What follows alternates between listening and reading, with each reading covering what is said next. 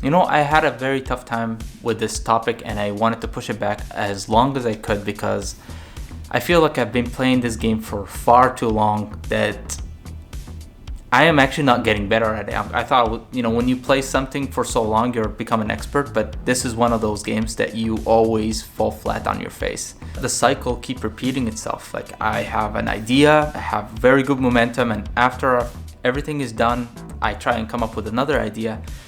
Things start to slow down and I don't have anything to offer. You know, some people call it a slump, creative block, artistic block, even a writer's block, hitting a brick wall, you name it. Like it has so many different things for so many different people. But has it always been a problem? Let's backtrack for a second. You know, when we were little kids, we could paint for days. We had a lot of energy. We could just go and play every day and come up with great ideas. Life dynamic was a little bit different and everything was just fun. And I think that's the key. Like if you lose the fun element in your work, it just becomes daunting and heavy. And this is what I've been trying to bring back to my life since I started painting again and coming up with creative projects. But I'm just looking back, you know, the school system was designed to be safe. Getting 100% in a test is achievable. Some people even get 101% if they get the bonus questions right. And then fast track after everything's said and done. Now you graduated from school, going to work, and feels like every day is a pop quiz. Final exams just around the corner. Everything in life is an emergency. And for some people, even going home is a big task and it's another pop quiz.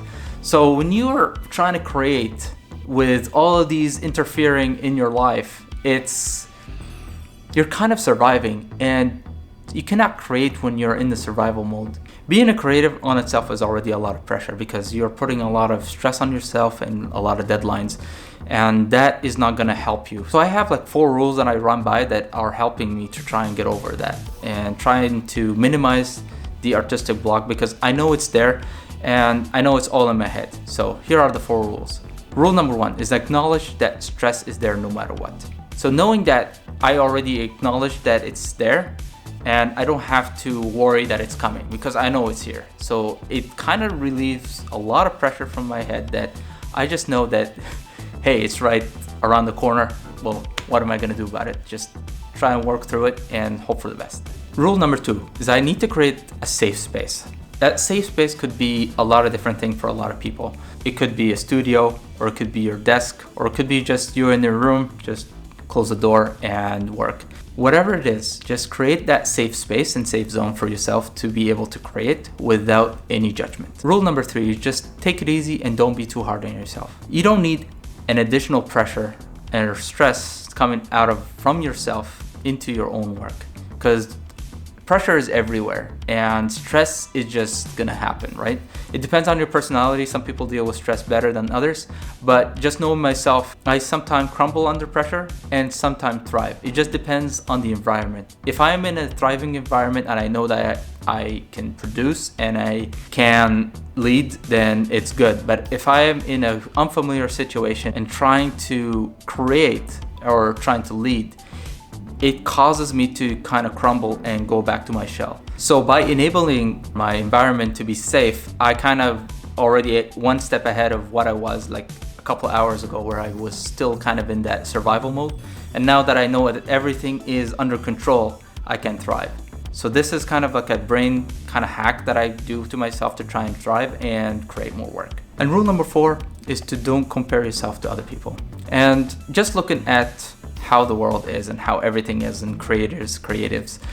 Some people thrive more, and some people get viral, and some people actually are more successful than I am. But the thing is, if I start comparing myself to them, I'm gonna start to feel a lot of pressure and just gonna say, you know what, there is no room for me to grow. But that's contrary, that's not true, right? Because you can always kind of repeat their success, right?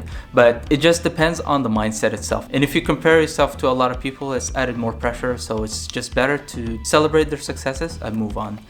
And the last thing is just don't expect to sit back and do nothing and everything will fix itself.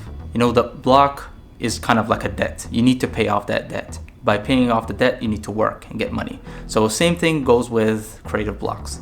If you're writing, just write a lot of crap, and then eventually you're gonna sift through all that crap and then get something good. Draw a lot of stuff, doodle along until you find a good idea. But being in that process, being in that safe zone where you're actually creating, eventually your mind is gonna start working and start to give you the information that you need. The thing about it is, the more you work, the better you become. Because you never know that maybe that bad idea is not bad after all, and you're just being too hard on yourself. So why not just give yourself a chance and put everything on paper, see if that works out, right?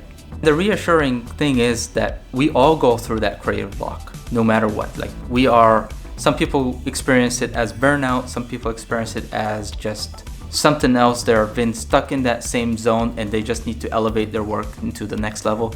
So knowing that everyone is going through it actually makes it a little bit better psychologically, that you know that you can overcome it. If they can do it, you can do it too. But if you like this video, I actually made a video about the color grading techniques that I use for all my videos. I put it up here, and I will see you in the next one.